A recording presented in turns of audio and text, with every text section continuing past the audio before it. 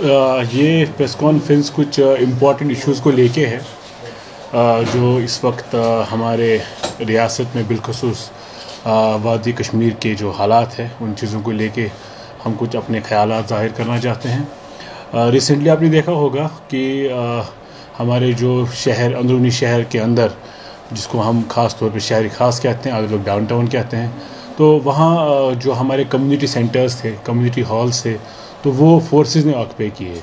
तो उसका एक बहुत ज़्यादा असर जो है वहाँ के लोकल पॉपुलेशन पे पड़ा है। वो वहाँ की लोकल पॉपुलेशन इससे इफ़ेक्ट हो रही है कि ये चाहे ट्रबल टर्न स्टेट हो, इंसर्जेंट स्टेट हो, लेकिन मरना जीना हर सूरत में चलता रहता है। तो इन हॉल्स की, इन कम्युनिटी सेंटर्स की ज़रूरत हमेशा चलती रहेगी, चाहे हालात ठीक हो चाहे हालात ख़राब हो। तो इस चीज़ को लेके हमारा कंसर्न ये है, हमारी गवर्नमेंट से अपील है कि आप बजाय जो हमने पिछले 30-32 साल से इंफ्रास्ट्रक्चर क्रिएट किया हुआ है एक पब्लिक वेलफेयर के लिए, इलेक्टेड रिप्रेजेंटेटिव्स ने, यही एक असासा था जो एक लोगों को लगा कि नहीं, एक पब्लिक रिप्रेजेंटेटिव हमारे लिए कुछ कर पाए हैं। तो अगर आज ये हम पुलिस या पैरामिलिट्री फोर्सेस को हैंड ओवर करते हैं तो वो ये समझे बहुत से लोग बेघर हो जाएंगे और बहुत से लोगों का रिजिक छिन जाएगा, क्योंकि वहाँ छोटे मोटे लोग काम भी करते हैं और कंसेशन रेट्स पे ये 5,000 8,000, जबकि प्राइवेट कम्युनिटी हॉल्स लाखों 1.5 लाख के कीमत पे लोगों को मिलते हैं। ये कम्युनिटी हॉल्स 3-5 हज़ार रुपये पे मिल जाते हैं। ये कंट्रीब्यूशन था पब्लिक रिप्रेजेंटेटिव्स का। हम चाहते हैं कि किसी भी सूरत में ये डिसीजन जो है सरकार वापस ले ले और ऑल्टरनेट, जैसे सिक्योरिटी, हम समझते हैं सिक्योरिटी कंसर्न्स को, ऑल्टरनेट एकोमोडेशन होटल्स में या बाकी जगहों पे गवर्नमेंट एकोमोडेशंस होती हैं, वहाँ सरकार प्रोवाइड कर सकती है इन पैरामिलिट्री फोर्सेस को। और हमारा दूसरा कंसर्न इस चीज़ को लेके है कि यूथ को लेके मैं कहूँगा, जो रिसेंटली बहुत से अरेस्ट हो गए हैं शहरी श्रीनगर में यूथ की, क्रिकेट मैच को लेके हो गए, और उससे पहले जब हमारे ऑनरेबल होम मिनिस्टर आ रहे थे कश्मीर, उस वक्त भी कुछ अरेस्ट हो गए, या बाइक्स का जो उस वक्त एक बहुत बड़ा सिलसिला चला बाइक्स लेने का। तो ये जो मेजर्स है, पहले भी यहाँ होम मिनिस्टर साहिबान विज़िट कर चुके हैं, पहले भी यहाँ बहुत सी VVIP विज़िट हुए हैं, लेकिन इस बार जो लग रहा है कि जो पॉलिसी है गवर्नमेंट की वो थोड़ी इतनी तेज़ है कि लोग समझते हैं, लोग सफोकेटेड फील कर रहे हैं। वो शायद समझते हैं कि वो अपनी बात किसी को कहने के बाद कर ही नहीं पा रहे अपनी बात कहीं।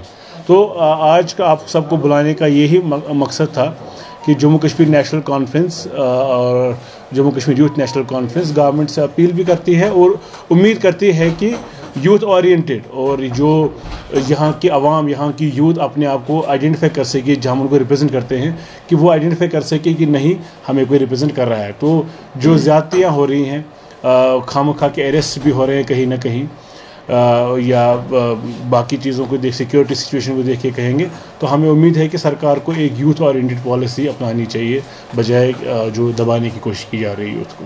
सर, देश के गृह मंत्री 3 दिन के दौरे पे आते हैं, उनका कहना है कि पहले हम डिलिमिटेशन प्रोसेस स्टार्ट करेंगे यहाँ पे, उसके बाद इलेक्शंस।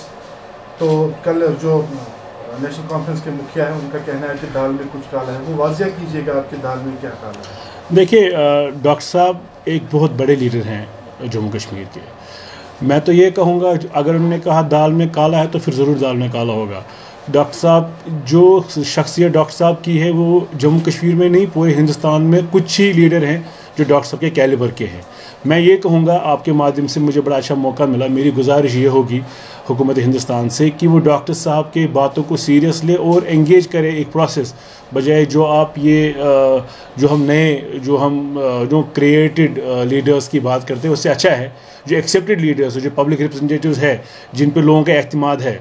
आप कुछ भी कहें, आज भी लोग आइडेंटिफाई करते हैं जम्मू कश्मीर नेशनल कॉन्फ्रेंस से, और बिलखसूस फारूक साहब की पर्सनैलिटी से, उनकी बात से।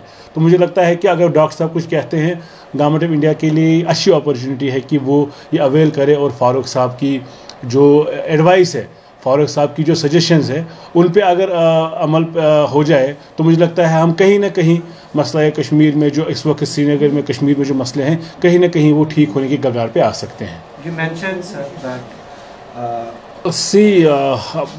actually I see totally contrast whatever government says.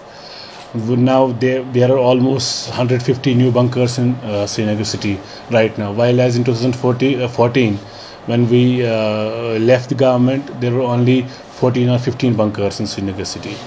Then as for youth are concerned, number of youth are being arrested, later on may be released on sometimes on flimsy grounds. People are being detained.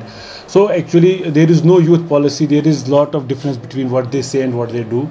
But we hope, and we represent, no doubt, there is no about the fact that we represent this country here in Jammu and Kashmir. We represent the idea of India, but at the same time, we request Government of India, we request Honorable Prime Minister, Home Minister of India to take such steps where we will be able to convince youth that we can be part of this great nation. You mentioned, sir, youth are being, people in the valley are feeling suffocated. Yes. If it's happening, but are you still pinning up the hopes with the Government of India Yes. that they're going to revive this Absolutely, Iron Fist policy? absolutely. They must revive this Iron Fist policy. We are here to raise voice for the people of Jammu and Kashmir, and we are raising voice. Our president is raising voice. Our vice president is raising voice time and again during his interviews.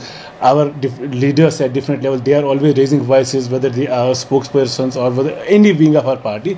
We keep on telling, we keep on awareing, making Government of India aware that things are not okay in Kashmir. We need to take steps where we can heal the wants of people of Jammu and Kashmir, particularly post abrogation of Article 370. Being a senior most mainstreamist party in the valley, what has been the reach out from the national conference as far as the prevailing situation in the valley is concerned? But I don't think any other political party, apart from what they do cosmetically do, what they try to portray, we are the only party who have been able to reach out to people of Jammu and Kashmir, even Ladakh, which is not now part of Jammu and Kashmir. Talking about the recent happenings, sir. Sorry to interrupt you. The recent arrests, the recent detentions, the seizure of bikes, and we have been raising issues. Three Kashmiris who have been arrested in Agra. What has been the reach out of national conference? We have taken up matter with people. We have been raising our voice with different social platforms through our spokespersons. Today we have.